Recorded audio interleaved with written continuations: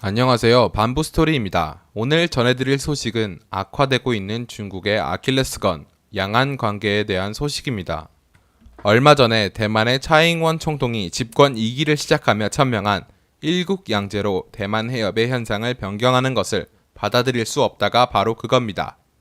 이는 중국 정부가 줄곧 대만 정부에게 주장하던 양안 관계 해결을 위한 가장 좋은 방식이 바로 일국양제이다 라는 중국의 대만 통일 대전제를 정면에서 부인해버린 것이죠. 또한 차잉원 총통은 같은 날 대만의 비대칭 군사력 강화 카드와 중국과의 경제 협력이 아닌 미국, 유럽, 일본 등과의 경제 협력을 강조하며 앞으로의 양안 관계가 더욱 복잡해질 것을 예고했습니다. 차잉원이 이끄는 대만 민진당은 홍콩의 민주화 운동으로 발생한 대만의 반중 감정의 폭발과 그로 인한 민진당의 지지로 이미 재선을 확정지었지만 코로나 사태 발발 이후 방역 과정에서도 훌륭하다는 평가를 받으며 한층 더 대만 국민들의 지지를 확보했습니다. 중국은 대만 독립주의자로 분류되는 차잉원 주석이 이끄는 민진당이 대만의 여당인 상황조차 몹시 불편해하며 양안 관계를 험악하게 했는데요. 거기에 마이크 폼페이오 미 국무부 장관은 차잉원 대만 총통의 취임 연설 전 축하 성명을 발표하며 이러한 복잡해진 양안 관계에 기름을 부었습니다. 대만 외교부가 미국 국무장관이 대만 총통의 취임을 축하하는 성명을 발표하는 것은 처음이다 라고 말할 정도로 미국은 그간 직접적으로 중국의 아킬레스건인 양안 관계를 건드리지 않았습니다.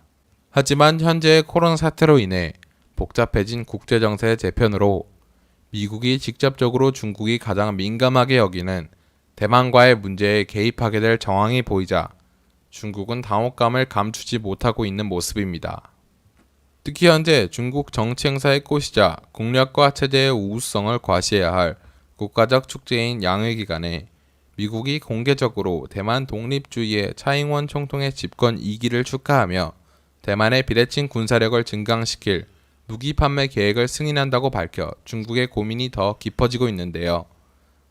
이번에 미국이 대만의 수출 판매를 승인한 무기는 잠수함용 중어뢰인 MK-48 모드 680로서 그간 신규 잠수함 건조에 열을 올렸지만 중국의 방해로 번번이 고배를 마신 대만 정부가 미국의 도움으로 그 결실을 맺는 것이 아니냐는 추측이 나오고 있습니다.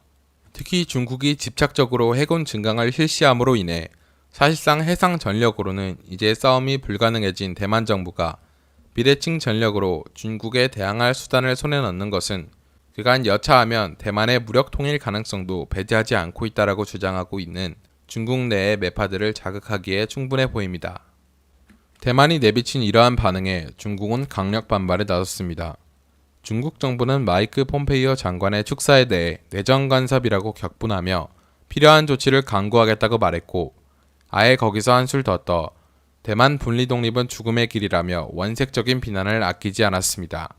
거기에 중국 국방부도 나서 중국군은 어떤 외부 세력의 개입이나 대만 독립 기도도 분쇄할 의지와 자신이 있다고 말하며 중국이 지역 패권주의에 의거한 강경한 군사행동을 주저하지 않을 것이란 걸 숨기지 않았습니다.